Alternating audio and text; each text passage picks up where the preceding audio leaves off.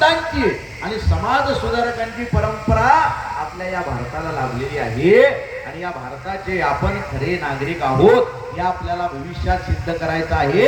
मी कुठनं तुमच्या समोर आलेलो आहे माहिती आहे? जवळजवळ 700 किलोमीटरचा प्रवास करून मी आज तुमच्या समोर आलेलो आहे. आमच्या भागातले वंदनीय राष्ट्रसंत श्री तुकडोजी महाराज मंदिर में भी है खुदा मस्जिद में भी राम है, मंदिर में भी है खुदा मस्जिद में भी राम है, दोनों नहीं है पत्थरों में सिर्फ उनका नाम है. हे सांगत समाजात समानता प्रस्थापित करणारे वंदनीय राष्ट्रसंत श्री तुकडोजी महाराज आणि आयुष्यभर ज्या एका संतानं लोकांनी केलेली घाण साफ केली आणि संध्याकाळी कीर्तनातून लोकांची डोकी झाडली, ते दगडांचे टाळ करून लोकांच्या डोक्यात झाळ करणारे एकमेव संत म्हणजे गाडगे बाबा. मला या भूतलावर जन्माला घालणारे माझे मायबाप, त्या सीमेवर आपल्या रक्षणासाठी उभे असलेले सगळे सैनिक, राज्यघटनेचे शिल्पकार महामानव डॉक्टर बाबासाहेब आंबेडकर. ज्या बाबासाहेब आंबेडकरांनी आम्हाला काय शिकवलं? रस्त्यानं चालताना एखादा पिवळा धातूचा तुकडा दिसला तर त्याचा आपण सोनं म्हणून स्वीकार करतो का? कधीच करत नाही. त्याला आपण अग्नीच्या स्वाधीन करतो, वितळून जाईल ते फेकून देतो, उजळून निघेल त्याचं सोनं म्हणून स्वीकार करतो. मग आमच्या तत्वांबद्दल आम्ही एवढे गाफील का? आमच्या तत्वांना सुद्धा आम्ही ज्ञानाच्या अग्नीत झोकून दिलं पाहिजे. जे वितळून जाईल ते फेकून दिलं पाहिजे, उजळून निघेल त्याचं सोनं म्हणून स्वीकार केला पाहिजे. हे सांगणारे राज्यघटनेचे शिल्पकार महामानव डॉक्टर बाबासाहेब आंबेडकर आणि या चंद्र सूर्य या काळ्या मातीला ज्यांचा सार्थ अभिमान वाटत राहील ते छत्रपती शिवराय. कसं जगावं हे शिकवणारे छत्रपती आणि कसं मरावं हे शिकवणारे संभाजीराजे भोसले, या सगळ्यांना सर्वप्रथम मी वंदन करतो. सन्माननीय विचारपीठ आणि या विचारपीठावर उपस्थित असलेले माझ्यापेक्षा वयानं आणि ज्ञानानं ज्येष्ठ आणि श्रेष्ठ असलेले सगळे सन्माननीय, माझ्या समोर बसलेले प्रत्येक बोलणाऱ्याचा आत्मा मानल्या जाणारे आणि ही ज्ञानगंगा समाजाच्या कानाकोपऱ्यात पोहोचवणारे भगीरथ रूपी आपण सगळे शिवभक्त श्रोतेगण, तुम्हाला सुद्धा मी अनंत राऊत आमच्या अकोल्यावरनं मानाचा मुजरा करतो, नमस्कार करतो. फार वेळ तुमच्या समोर मी आहे का? पण जितका वेळ तुमच्या समोर आहे सगळ्यांचं लक्ष माझ्याकडे आहे ना? या सगळ्या शिक्षक लोकांनी खऱ्या अर्थानं माझा कार्यक्रम तुमच्या पुढे ठेवला. मगाशी पत्रिकेमध्ये मी वाचलं, अनंत राऊत तुम्हाला मार्गदर्शन करतील. मी मार्गदर्शन करणारा व्यक्ती आहे का? नाही. मी एवढा मोठा आहे का? मी एवढा मोठा आहे का? नाही नाही नाही नाही नाही नाही.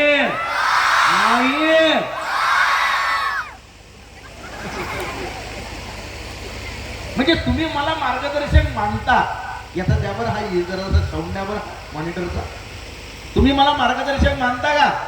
पण मीच मला मार्गदर्शक मानत नाही, कारण मी एका शेतकऱ्याचा पोरगा आहे. बरोबर आहे?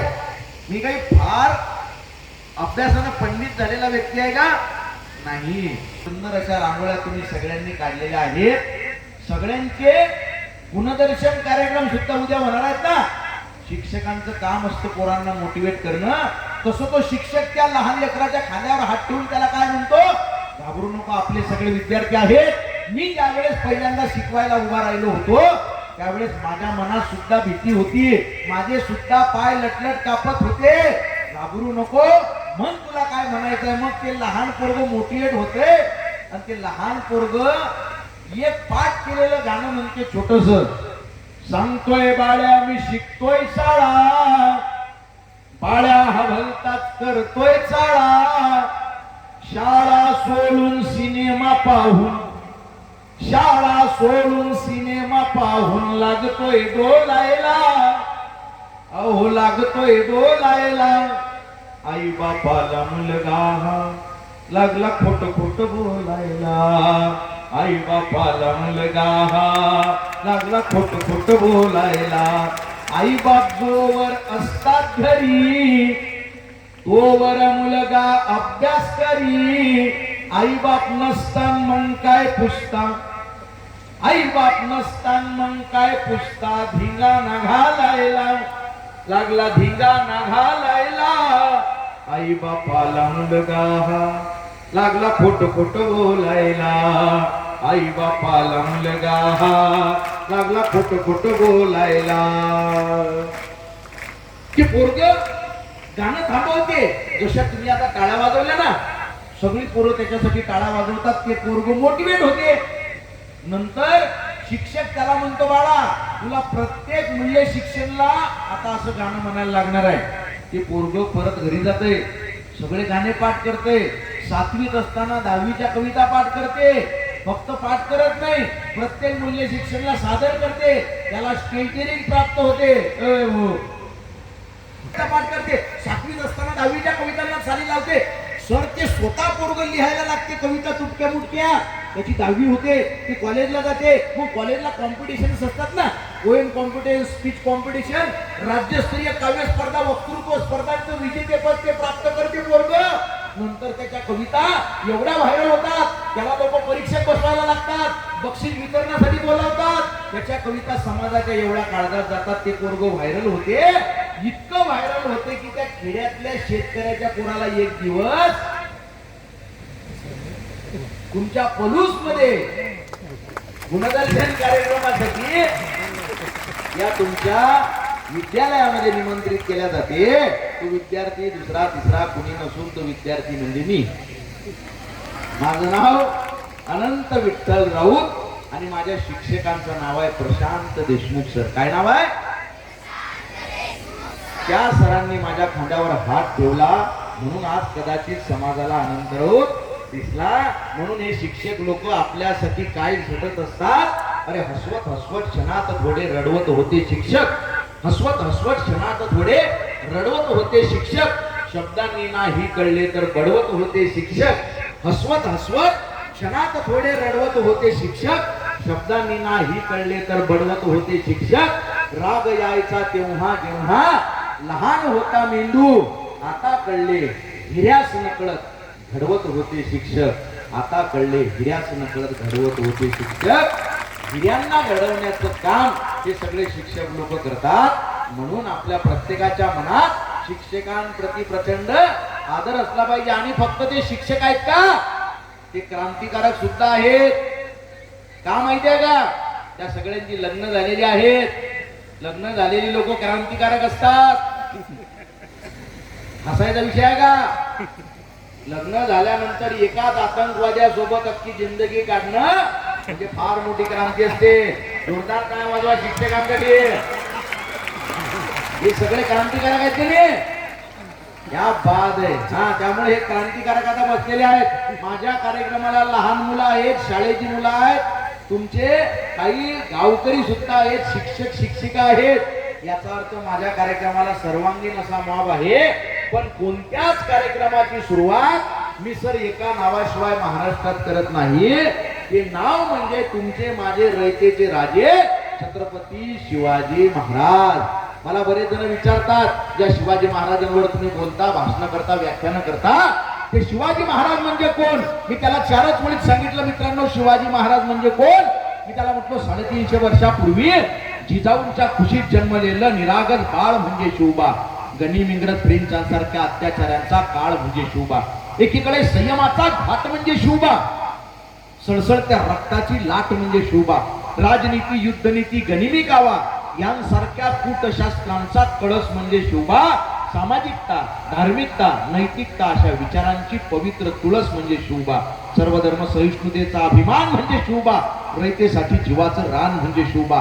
कर्दनकाळी मराठ्यांना आलेली जाग म्हणजे शिवबा. त्या अफजल खानाची शिकार करणारा वाघ म्हणजे शिवबा. अख्ख्या जगावर आदर्श राजाची छाप म्हणजे शिवबा. झोपलेल्या षंड जनतेला झणझणीत चपराक म्हणजे शिवबा. या महाराष्ट्रातलं माणुसकी मोजण्याचं माप म्हणजे शिवबा. तुमचा माझा या अख्ख्या महाराष्ट्राचा बाप म्हणजे शिवबा. तुमचा माझा या अख्ख्या महाराष्ट्राचा बाप म्हणजे शिवबा. या जगातल्या सगळ्या धर्मांचा एकत्रित सार म्हणजे शिवबा. आणि दुश्मनांच्या काळजातही पावित्र्याचं स्थान निर्माण करणारा किमयागार म्हणजे शिवबा. जात धर्म सोडून दिली लढाया तलवार, माझ्या राजानं उघडलं नवसमतेच दार. स्वाभिमान शिकवला, नीतिमत्ता शिकवली, राज तुमच्या मुळेच नवी पहाट उगवली, नवी पहाट उगवली. नाही देवाचा अवतार, नाही देवाचा अवतार, तरी देवाहून थोर. माझ्या राजानं उघडलं नवसमतेच दार. आला जाळीत अपजल्या रयतेच उभरान. पाठविल्या पतिव्रता लुटली अब्रूची खान, लुटली अब्रूची खान. त्याचा कोथळा काढला, त्याचा कोथळा काढला, माझ केला थंडगार. माझ्या राजानं उघडलं नवसमतेच दार. ज्याने वाचली शिवशाही काय गरज ग्रंथाची, ज्याच्या रक्तात शिवबा काय गरज धर्माची, काय गरज धर्माची, काय गरज धर्माची. माझा राजाच एकला, माझा शुभाच एकला, सगळ्या धर्मांचा सार. माझ्या राजानं उघडलं नवसमतेच दार, नवसमतेच दार, नवसमतेच दार. आपण सगळं बघितलं, मला लक्षात आलं की खऱ्या अर्थानं असे शिक्षक आणि अशी शाळा असेल तर उद्याच्या येणाऱ्या भारताचं भविष्य हे उज्ज्वल आहे. जोरदार टाळ्या एकदा तुमच्या शाळेसाठी वाजवा. कारण माझी शाळा फार मोठी होती का? माझी शाळा छोटीच होती, परंतु मला शिकवणारे शिक्षक फार महान होते. मी आता इथं आलो ना, माझ्या आई वडिलांचं दर्शन घेऊन आलो. बरं बरो कुणाचं? आई वडिलांचं. आई वडील हे माणसाचे पहिले गुरु असतात. बरं, आई वडिलांपेक्षा श्रेष्ठ आहे का कुणी? आहे का कुणी? देवळात तर देव पाहिला का तुम्ही? कोण कोण पाहिला? हात वर करा. वा, या बाद, हात खाली करा. वा वा वा वा. चालताना बोलला का तुमच्या सोबत देव? मग कसा पाहिला तुम्ही देव? देव कसा काय पाहिला? मी एका कार्यक्रमात असाच बोलत होतो, सर देव पाहिला का, देव पाहिला का? 7व्या वर्गातला पोरगा एक उभं राहिलं तिकडून, हो सर मी देव पाहिला म्हणून. आपण म्हटलं देव पाहिला का? देव ते मूर्ती पाहिली असेल, देवाची मूर्ती पाहिली ना. ते म्हणे सर देव पाहिला. आपण म्हटलं देव, हो म्हणे देव पाहिला. हे म्हटलं इकडे. त्याला स्टेजवर बोलावलं, त्याच्या खांद्यावर हात ठेवला, त्याला कानात विचारला ते देव पाहिला का? देव बहिरे झाले का म्हणे? खरंच देव पाहिला म्हणे. मग मला घाम फुटला. म्हटलं देव पाहिला? हो म्हणे देव पाहिला. सांग म्हटलं वा कुठं पाहिला देव? कसा दिसतो तुला देव? ते पोरग म्हणे हो सर तो देवळातला मशिदीतला तो देव नाही हो, माझ्या घरी माझे आई वडील आहेत ना, तेच माझे देव आहे. त्याच्या पलीकडे आपला कोणता देव आहे का? आपला देव कोण? आपले मायबाप. माझ्यासाठी मी मंदिरातला देव मानत नाही मित्रांनो. मशिदीतला अल्लाह मला माहित नाही. चर्च मध्ये येशू आहे का दिसतो का? नाही. विहारातला बुद्ध मी शोधत नाही. माझ्यासाठी 32 कॅरेट सोन्यापेक्षा शुद्ध माझ्यावर प्रेम करणारे माझे मायबाप, याच्या पलीकडे कोणता आपल्यासाठी देव नाही. लक्षात ठेवा मित्रांनो. तुम्ही आजारी असताना, कारण आज हजारो किलोमीटर बसलेल्या मित्रांशी तासन तास गप्पा करायला आजच्या पोरांना वेळ आहे ना, पण घरी बसलेल्या आई वडिलांची तब्येत विचारायला त्याला वेळ नाही. लक्षात ठेवा तुम्ही आजारी असताना तुमचा मित्र गुड बाय टेक केअर काळजी घे म्हणून मेसेज टाकून झोपी जाईल, पण तुमच्यासाठी दुधाचा ग्लास आणि पार्लेचा बिस्कुट पोळा घेऊन येते ना, ती फक्त तुमची आई असते रे. आणि अर्ध्या रात्री वा वा तुम्ही पण टाळा वाजवल्या तर चालतात. सिनियर लोक सगळे यांच्यावर फक्त डिपेंड राहू नका.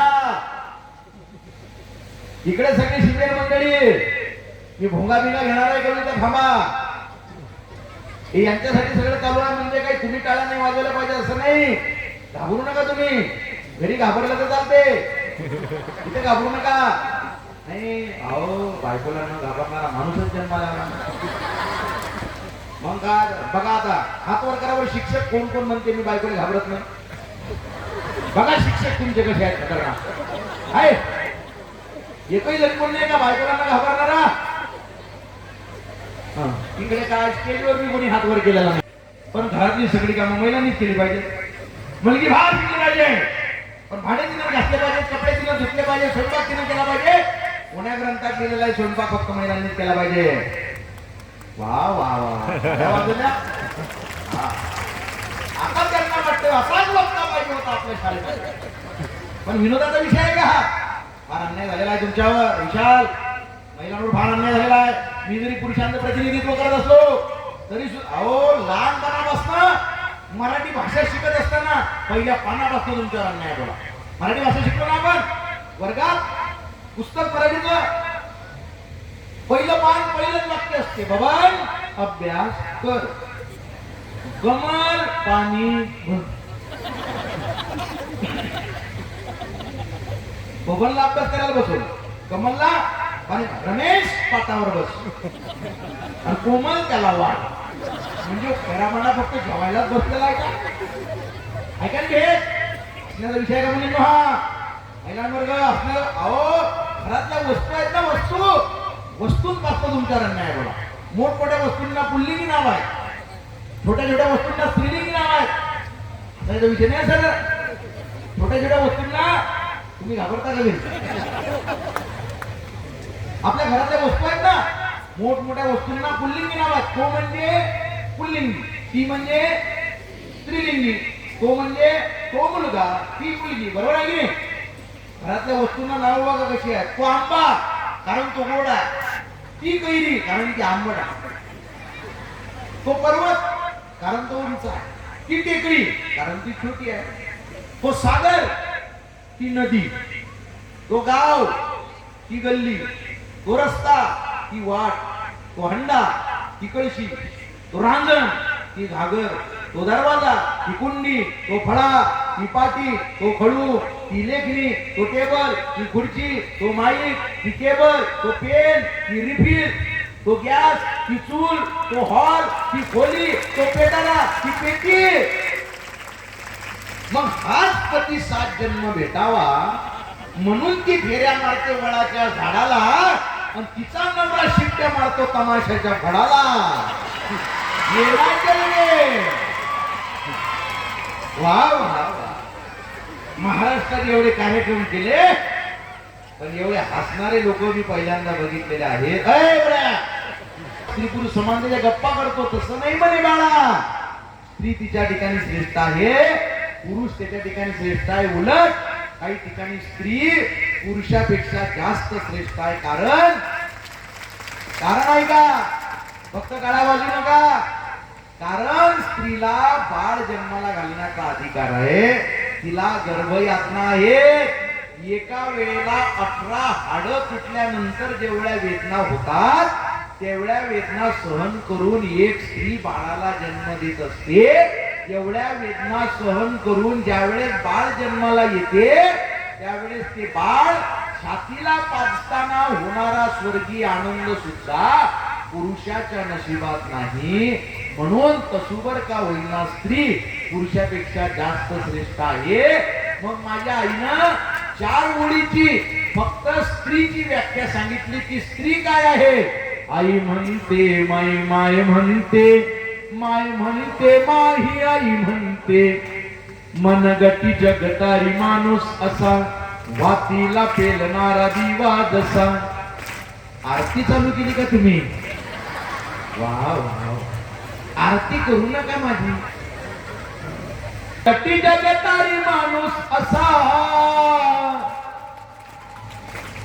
वातीला पेलणारा दिवा जसा, मनगटी जगतारी माणूस असा, वातीला पेलणारा दिवा जसा. तेलाले माय संसार म्हणते, तेलाले माय संसार म्हणते, अंतेल संपेपर्यंत जळते तिले स्त्री म्हणते. आई म्हणते माय, माय म्हणते माय, म्हणते माही आई म्हणते. सगळ्यात मोठा धर्म, जगातला सगळ्यात मोठा पक्ष, जगातला सगळ्यात मोठा पक्ष, सगळ्यात मोठा धर्म, खरा तो एकच धर्म, जगाला प्रेम अर्पावे. बरोबर आहे का? आपला कोणता पक्ष आहे का? माझं साहेब स्पष्ट मत आहे, स्टेजवर जी लोक आहेत ती सगळी समाजसेवक लोक आहेत. आपल्या कार्यक्रमाला राजकीय व्यक्ती आलेला आहे का? जर आपल्या कार्यक्रमात राजकीय लोक असतील तरी ते समाजसेवक आहेत असं आपण मनातल्या मनात गृहीत धरू. कारण मला इथनं लांब घरी जायचं आहे, कदाचित मला ते मारू शकतात, असं मी त्यांचा पाहुणा आहे, मला मारणार आहेत का? पण माझा कोण्या पक्षाला सपोर्ट आहे का? माझं स्पष्ट मत आहे, सगळेचे सगळे पक्ष बोगसच असतात असं नाही. काही काही चांगले असू शकतात. मला वाक्य पूर्ण करू दिलं पाहिजे की नाही? एका कार्यक्रमात मी कॉलेजच्या पोरांना सांगत होतो, म्हटलं गळे हो, राजकीय लोकांच्या नादी लागू नका, ते सगळेच्या सगळे राजकारणी बोगसच असतात. मी असं बोललो आणि माझ्या लक्षात आलं माझ्या मागे स्टेजवर 4-5 राजकीय लोक बसलेले आहेत. म्हटलं आता खतरनाक काम झालं. सेकंदात वाक्य बदललं. आपण म्हटलं गळे हो, राजकीय लोकांच्या नादी लागू नका, हे सगळे राजकारणी बोगसच असतात असं नाही. काही काही राजकीय लोक चांगली असतात, पण त्यातले जे चांगले सिलेक्टेड राजकारणी आहेत तेच आपल्या स्टेजवर बसलेले आहेत. त्यामुळे आपला कोणता पक्ष आहे का? बीजेपी, काँग्रेस, वंचित, मनसे, शिवसेना, अलीकडची राष्ट्रवादी, अलीकडची पहिले गावाची नाव आहे साहेब, खुर्द, बुद्रुक. खतरनाक काम केलेलं राजकीय लोकांनी. त्यामुळे आपण राजकारणामध्ये आहे का? नाही.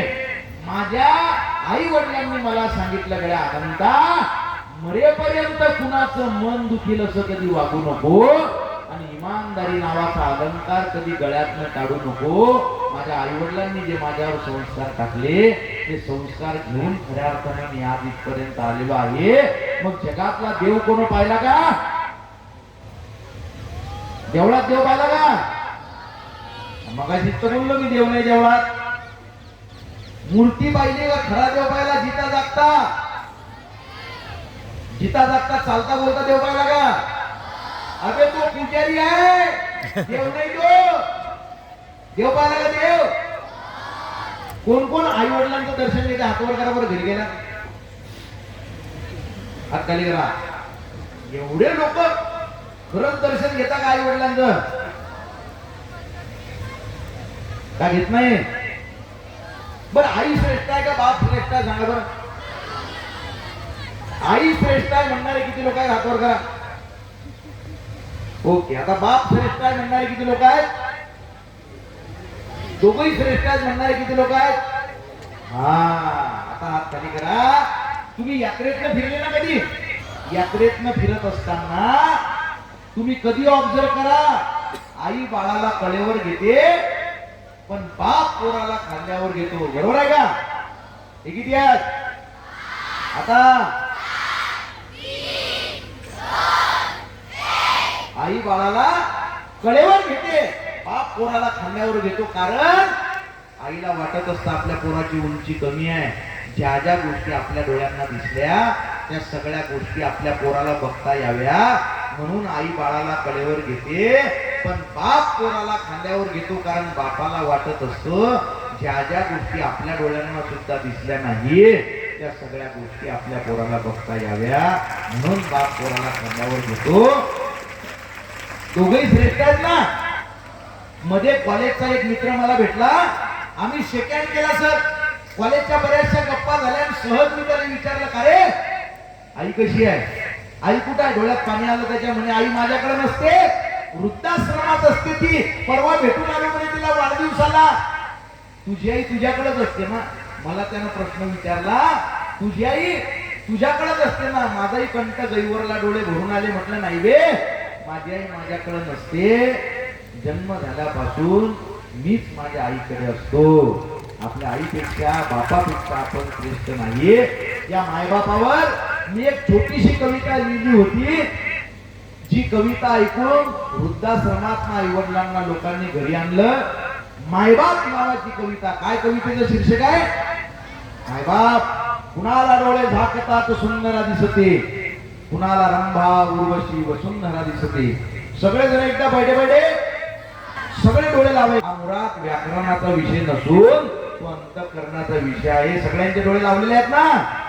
कुणाला डोळे झाकतात सुंदर दिसते, कुणाला रंभा उर्वशी व सुंदर दिसते. कुणाला डोळे झाकतात सुंदर दिसते, कुणाला रंभा उर्वशी व सुंदर दिसते. नव नाटकी जगास न जाणो काय काय दिसते. मी डोळे झाकतात राबणारी माय दिसते. मायचं संसारिक ज्ञान बघत गेलो त्यानं मनाचा अहंकार पुसत गेला. मायचं संसारिक ज्ञान बघत गेलो त्यानं मनाचा अहंकार पुसत गेला. आणि सतत चालणाऱ्या बापाच्या पायाच्या भेगाईत मला यशाचा मार्ग दिसत गेला. अरे गदगदून हसताना मटकन डोळेवाले करणारी माय, दुखाचे डोंगर पेलताना सुखाचा झरा तिनच निर्माण करावा आणि आपण पॅन्ट स्लीपर चप्पल घालून जग जिंकल्याचा अभिमान मा बापानच बाळगावा. अरे दुःखातून सुखाचे क्षण पाखडायले, दुःखातून सुखाचे क्षण पाखडायले आणि गवसलेल्या क्षणात अख्खं जीवन जगायले मले मा माईनं शिकवलं. आणि 40 रुपयाचं फाटकं बन्यान घालून करोडो रुपयाची इज्जत कशी कमवाव हे मले मा बापानं शिकवलं. अरे 5-50 हजार कधी मोजले नाही. त्या हातानं मा बापाच्या मला संकटातून सावरण्याची ताकद त्या हातात आहे. आणि सारेगमप गोपाळी भैरवी कशा सोबत खातात नाही माहिती आमच्या आईला, पण तिनं गायलेल्या प्रत्येक रागात मला झोपवण्याची ताकद आहे. कोणी म्हणे मा बाप आमदार आहे, कोणी म्हणे मा बाप खासदार आहे, कोणी म्हणे मा बाप जहागीरदार आहे. सगळ्यांच्या डोळ्यापुढे आपापले आई वडील आलेले आहेत ना. कोणी म्हणे मा बाप आमदार आहे, कोणी म्हणे मा बाप खासदार आहे, कोणी म्हणे मा बाप जहागीरदार आहे. छाती फुटेपर्यंत हा पठ्ठ्या सांगत असतो मा बाप इमानदार आहे, मा बाप इमानदार आहे. मानलं रे, मानलं की आमचा बाप आम्हाला गरिबीनं पोचतो, मानलं की आमचा बाप आम्हाला गरिबीनं पोचतो. पण आम्हालाच माहित आहे तो त्यासाठी काय काय सोचतो. असतील लखोपती करोडपती लोक या जगात, पण हसून दाखवा आनंदात जसा मा बाप दुःखात असतो.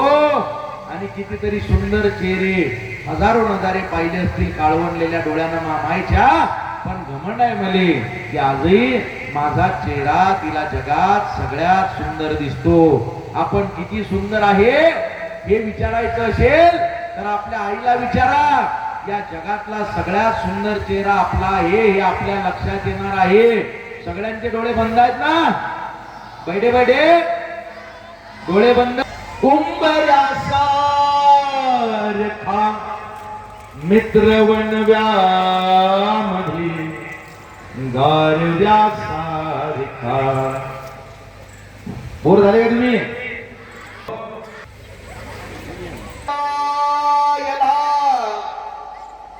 मी प्रत्येक शाळेमध्ये माझा मैत्रीवरची कविता ऐका ना तुम्ही, बरोबर आहे. पण सगळ्यांनी माझ्याकडे लक्ष द्या. प्रत्येक शाळेत गेल्यानंतर मी एक छोटीशी रानात काळजाच्या ही कविता घेत असतो. ती कविता UPSC MPSC करणाऱ्या पोरांनी टेबलावर काचेखाली लावलेली आहे, लोकांनी भिंतीवर लावलेली आहे. बैठे बैठे आता फक्त माझ्या बोटाकडे लक्ष द्यावं सगळेजण. सगळे लक्ष आहे ना. आता बोट खाली गेले की टाळ्या वाजवायच्या. काय करायचं? वा वा. 1 2 साडे माडे 3, साडे माडे 3. सगळ्यांनी वाजवायचं ना. माझ्या बोटावर लक्ष ठेवायचं. वेळा बोटावर लक्ष आहे ना. सकाय वे असं नाही केलं मी. हात कसा केला पाहिजे? 1 2 साडे माडे 3. सगळ्यांनी वाजवायच्या. परत एकदा. हा लक्ष आहे ना. आहे की नाही? आपल्या आयुष्यात संकट असतात ना. संकट ज्यांच्या आयुष्यात असतात ती लोक आयुष्यात फार पुढे जातात. तुम्हाला माहिती आहे पक्षी घरटं कुठं बांधतात? झाडावर. कुठल्या झाडावर? काटेरी झाडावर घरटं बांधतात. बरोबर आहे. कारण पक्ष्यांना माहिती असतं आपलं घर, आपली लेकरं हे काट्यांमध्ये सुरक्षित आहेत. अशाच घरट्यामध्ये सुरक्षित आहेत जे घर काट्यांवर आहे. तसं आपल्या आयुष्यात संकट म्हणजे काय? काटे. आणि आपलं आयुष्य काट्यांमध्ये सुरक्षित असते. बरोबर आहे का? हे किती आहेत? बैठे बैठे. रडतोस काय वेड्या संकट कुणास नसते. रडतोस काय वेड्या नाही काय वेड्या संकट कुणास नसते, रडतोस काय वेड्या संकट कुणास नसते, काट्यात बांधलेले घरटे सुखात असते. वा वा वा वा. हा आता जमलं तुम्हाला शिक्षक लोक. हा वा वा वा. बडे बडे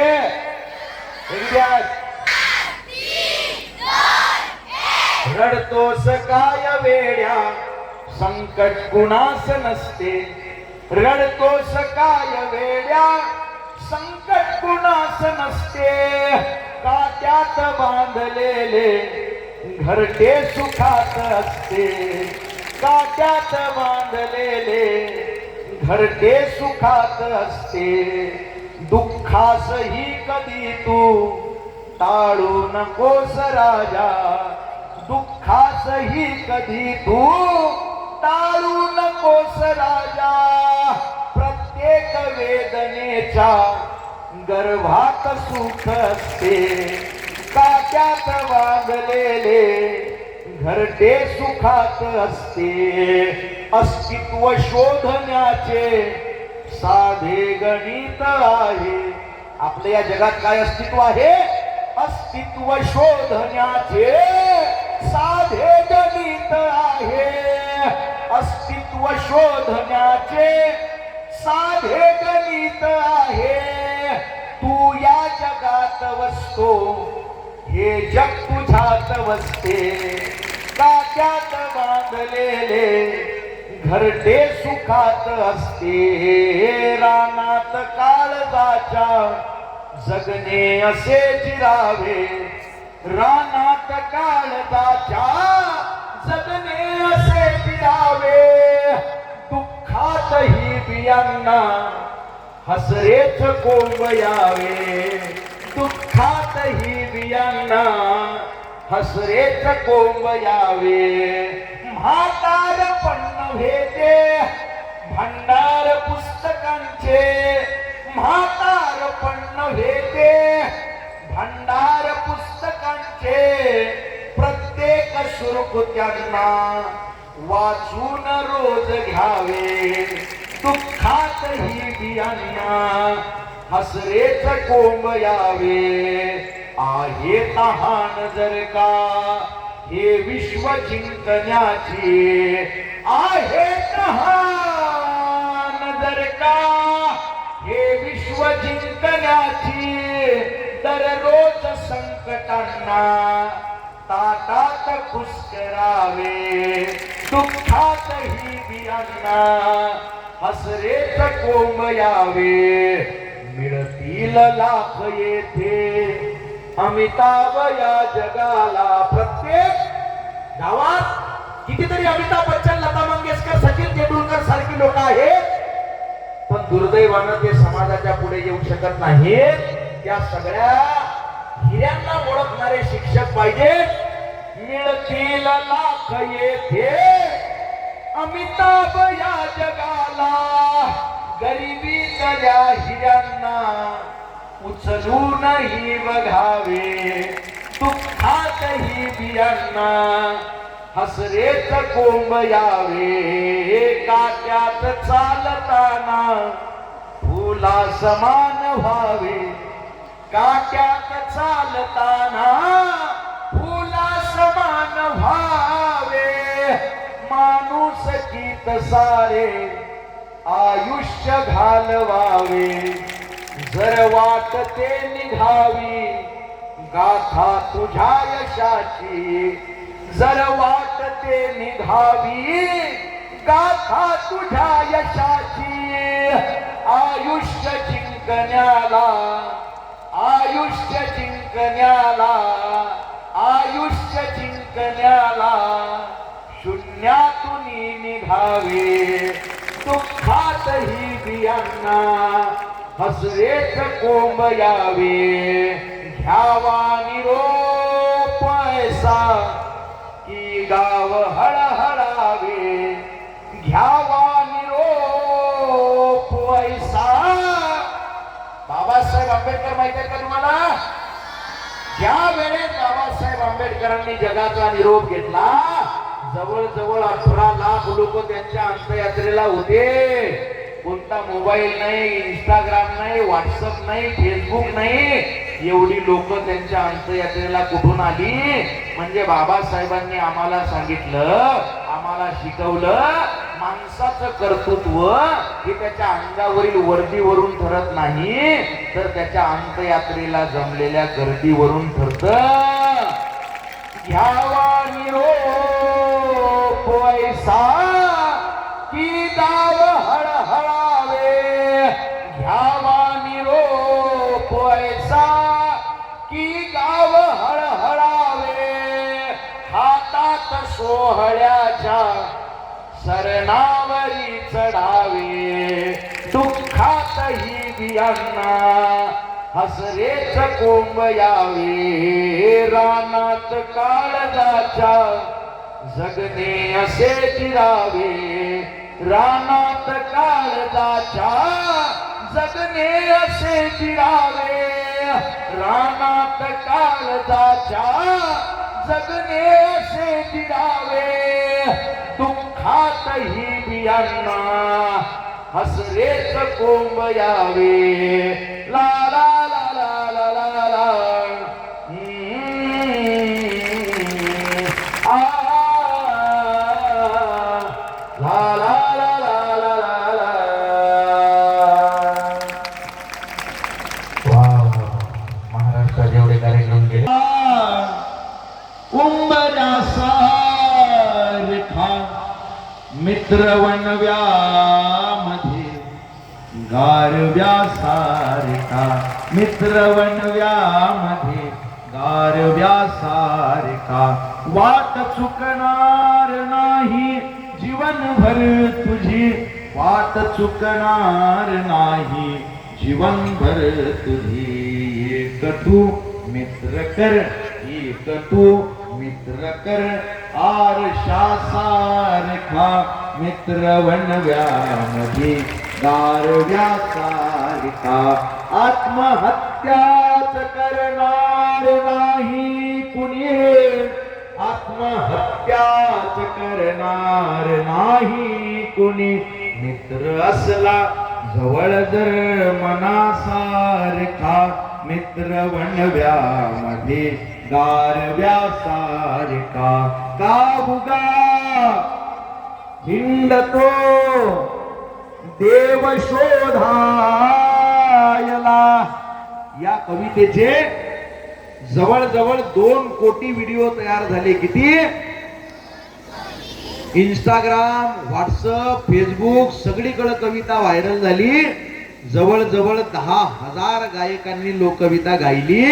कथेत, कीर्तनात, लावणीत, तमाशात, वडाप मध्ये, लग्नात लोक नाचले या कवितेवर. आता पुणे विद्यापीठाला अभ्यासक्रमाला लागली आपली कविता. पण मला माझ्या कवितेचा तेवढा आनंद नाही झाला. मला सर माझ्या कवितेचा अभिमान कधी वाटला. तुम्हाला परभणी माहिती आहे का?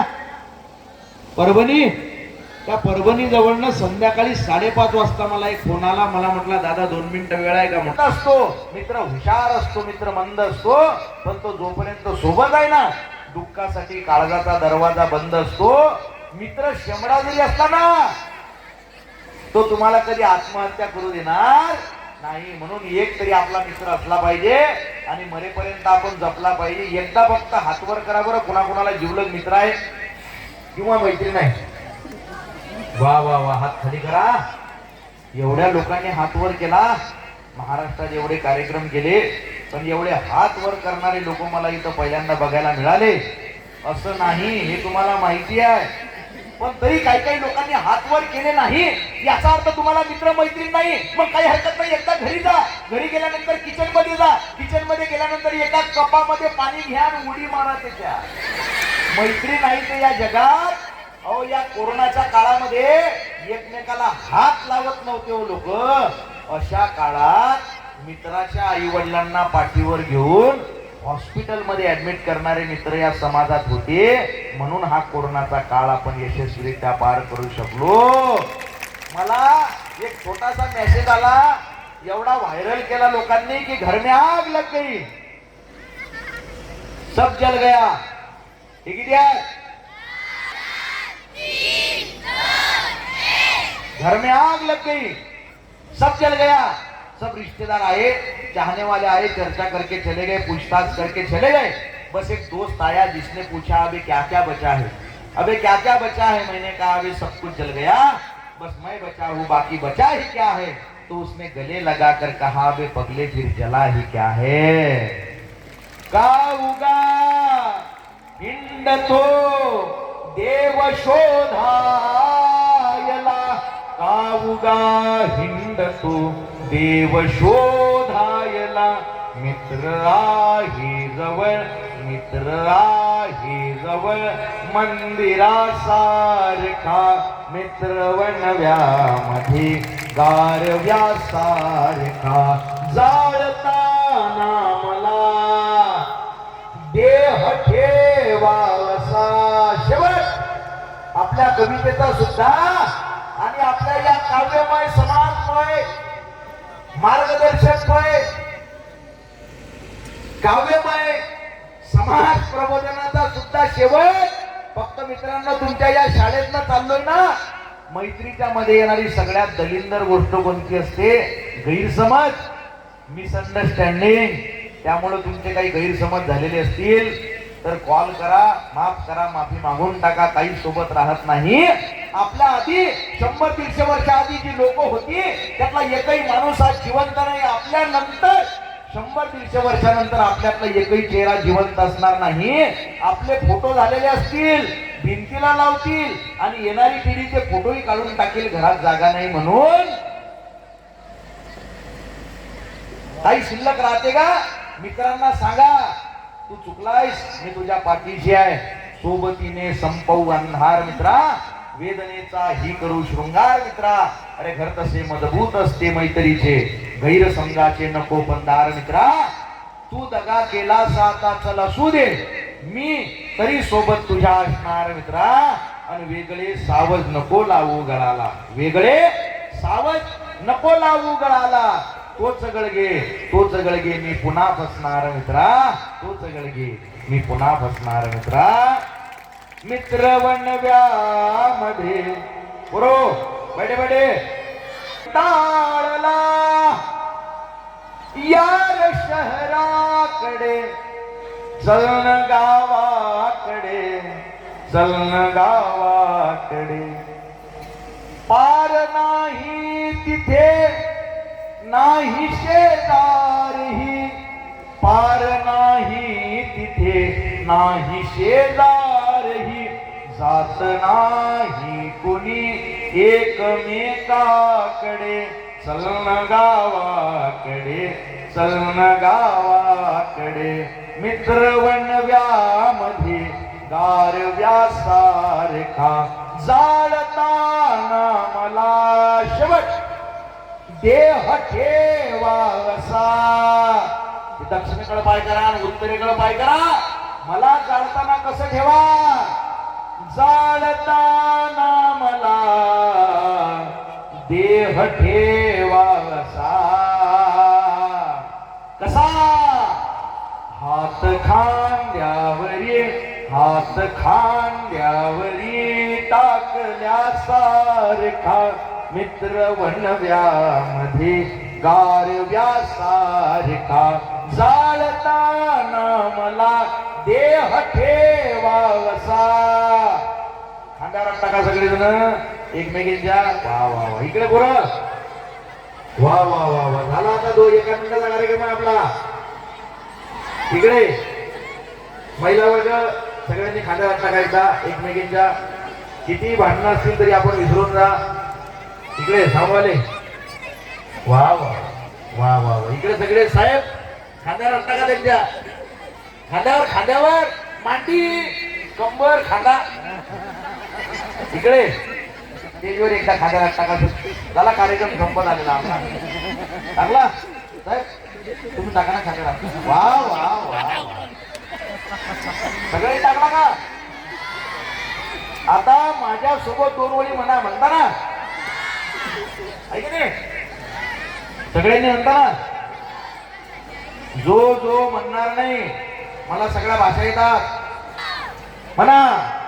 मित्र वणव्यामध्ये गारव्या सारखा, मित्र मध्ये गारव्या सारखा, वाट चुकणार नाही जीवनभर तुझी, वाट चुकणार जीवनभर तुझी. एक तू मित्र कर, एक तू मित्र कर, आरशात हा मित्र मध्ये गारव्या का. आत्महत्या करणार नाही कुणी, आत्महत्याच करणार नाही कुणी.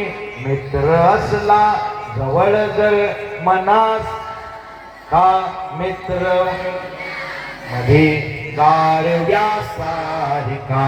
जाळताना मला देह ठेव. लहान झालं पाहिजे महिला वर्ग, शिक्षक लोक वणव्यामध्ये गारव्या सारखा. जाळताना मला देह ठेवावसा, जाळताना मला देह ठेवावसा. हात खांद्यावरे, हात खांद्यावरे टाकल्या सारखा. मित्रवण मध्ये गारव्या सारखा. दुःख अडवायला उंबऱ्या हा मित्र मध्ये गारव्या सारखा, गारव्या सारखा,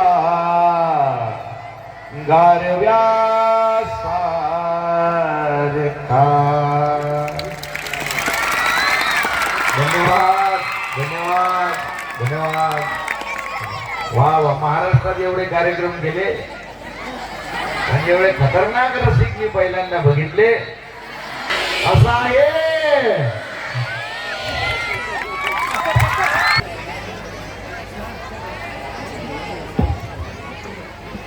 लोक मोठे का होतात त्याचे बरीच कारणं असतात, प्रत्येकाची वेगवेगळे असतात.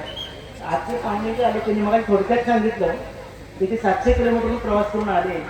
ते पुढचंही असं आहे, ते काल रात्रभर प्रवास केला त्यांनी 700 किलोमीटर, 500 किलोमीटर रात्री. सकाळी पुण्याहून येताना 200 किलोमीटर करताना त्यांचं वाहन नादुरुस्त झालं. त्यामध्ये प्रवासात 3-4 तास वाया गेले. कोणत्याही माणसाची अशा चिडचिड होते, डिस्टर्ब होतात लोक.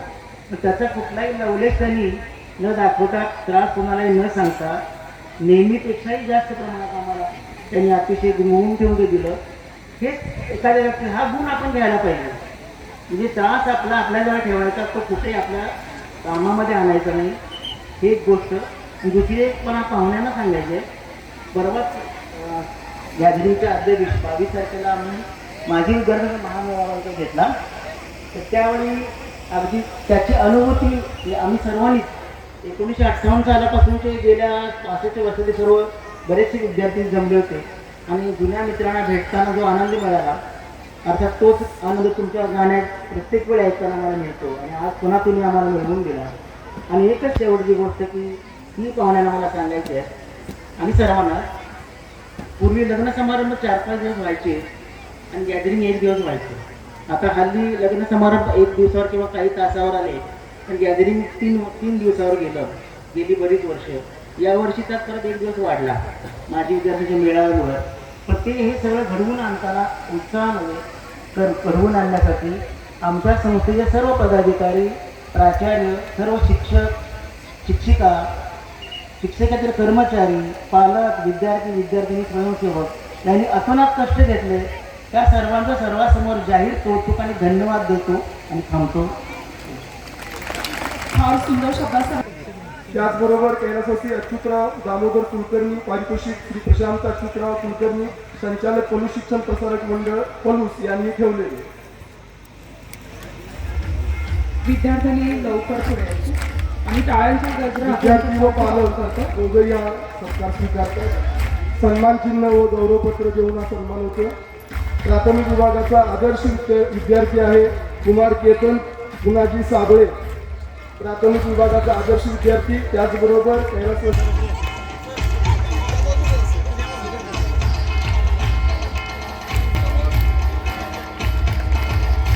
गायकवाड विद्या मंदिरातील उत्कृष्ट खेळाडू श्री लवाजी पांडुरंग जाधव पारितोषिक 20,000 रुपयेवरील 1 वर्षाचे व्याज साठी निवड या राष्ट्रीय स्पर्धा नांदेड या ठिकाणी होणार आहेत। महाराष्ट्रातून 12 मुलींची निवड झाली आहे, त्यापैकी आमच्या प्रशालेची विद्यार्थी।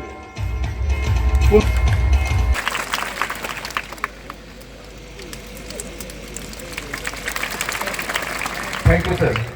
तर अजून तुमचे अजून 4 तास जाणार आहेत। आमच्या एवढ्या सर्व विद्यार्थ्यांना शाबासकी दिल्याशिवाय आम्ही तुम्हाला जाऊन देणार नाही। 3 स्टार्ट 1 2 3 4 5 6 7 8 8 7 6 5 4 3 2 1। Thank you sir. खूपच सुंदर। आता शेवटचा गोड कार्यक्रम आभार प्रदर्शन। प्राथमिक विभागाचे पर्यवेक्षक सन्माननीय श्री बडगुजर सर यांना विनंती की त्यांनी आजच्या कार्यक्रमाचे आभार व्यक्त करावे। विद्यार्थी मित्रांनो, या कार्यक्रमाची सांगता करायची म्हणजे आभार प्रदर्शन। खरं म्हणजे एक विदर्भातून आलेला एक कवी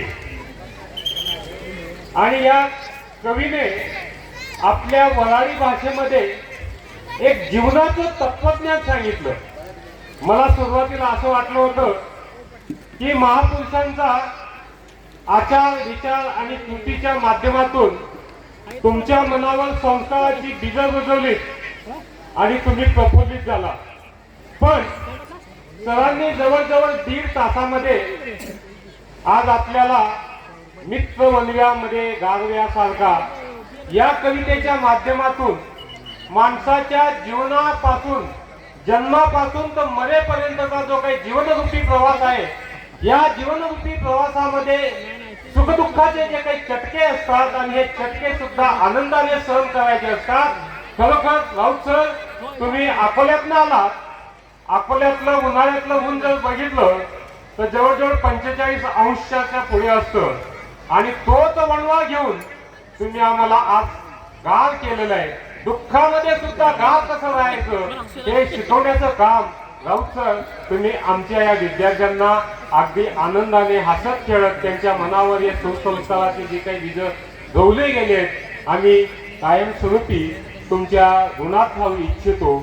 आणि म्हणूनच हे आभार प्रदर्शन हे या तुमच्या वेदना या समाजाच्या वेदना आहेत आणि ह्या वेदनांना तुम्ही जी काही धाक दिलेली आहे, तुमचं दुःख जे काही व्यक्त केलेलं आहे, या दुःखामध्ये आम्ही तुमच्या या सामाजिक चळवळीमध्ये आमचा प्रत्येक विद्यार्थी भविष्यात नक्कीच सहभागी होईल आणि जे अवास्तव जग उदयाला येतंय, या उदयाला येणाऱ्या अवास्तव जगाला आमचे विद्यार्थी नक्कीच सामोरे जातील असा आशावाद मी या ठिकाणी व्यक्त करतो।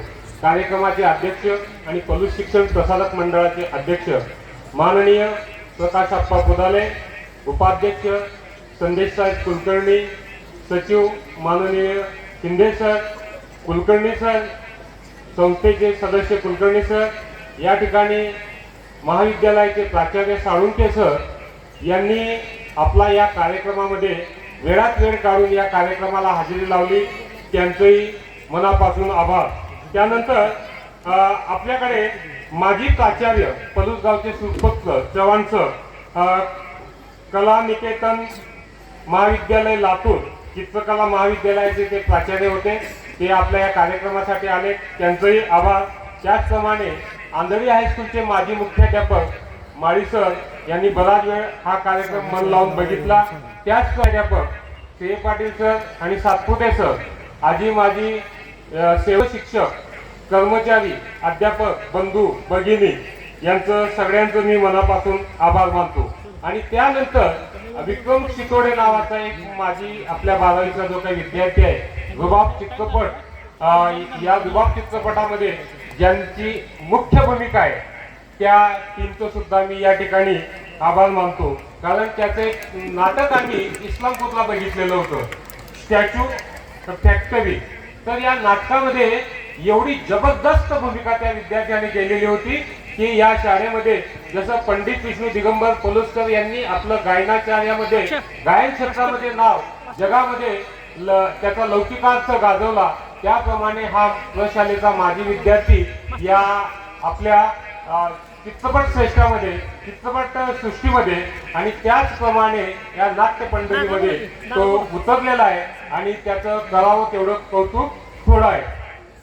राऊत साहेब, खरं म्हणजे पलूसची भूमी ही पंडित विष्णू दिगंबर यांच्या पावनभूमीने स्पर्श झालेली, पण पंडित विष्णू दिगंबर सारख्या या नायकाने म्हणूया किंवा कलावंताने गायकाने महात्मा गांधीजींना सुद्धा रघुपती राघव राजा राम पतित पावन सीताराम हे भजन सुद्धा महात्मा गांधींना याच पलूस भूमीच्या सुपुत्रानं दिलं होतं. आणि म्हणून या पलूस भूमीचा कितीही अभिमान बाळगला तरी माणसाला ते तोडकं वाटतंय. त्याचप्रमाणे प्रास्ताविकामध्ये सावंत सरांनी एक नाव सोडून दिलं आणि ते नाव म्हणजे आदर्श बालक विद्या मंदिर ईश्वरपूर च्या माजी मुख्याध्यापिका सौ गीता सावंत मॅडम या ठिकाणी खास राऊत सरांचा कार्यक्रम ऐकण्यासाठी आलेले आहेत आणि त्यामुळे त्यांचंही जाहीर आभार. अशा प्रकारे मी या संस्थेचं, विद्यार्थ्यांचं, चतुर्थ श्रेणी कर्मचाऱ्यांचं, संगीत वृंद, फोटोग्राफर आणि ही सर्व व्यवस्था पुरवणारे माईक मंडपचे जे काही संचालक आहेत रमेश जाधव, या सगळ्यांचं मनापासून आभार मानतो आणि आभाराचा कार्यक्रम या ठिकाणी थांबवतो. धन्यवाद. उद्याच्या सूचना शाळेच्या मोहिमेच्या दरम्यान या तुम्ही जे डिश बनवणार आहे त्या डिशच्या खाली जे परीक्षक आहेत ते सुद्धा त्या डिशच्या खाली तुमचं परीक्षण करणार आहे आणि दुपारी आपला विविध गुणदर्शना कार्यक्रम आहे तो बरोबर 1 वाजता चालू होणार आहे. एनसीसी कॅडेट उद्या सकाळी तुम्ही आताच मॅडमने निरोप दिला 7:30 वाजता तुम्ही हजर राहायचंय. किती वाजता? 7:30 वाजता. आणि जोपर्यंत उद्घाटन होत नाही तोपर्यंत कुठलाही विद्यार्थी किंवा कुठलाही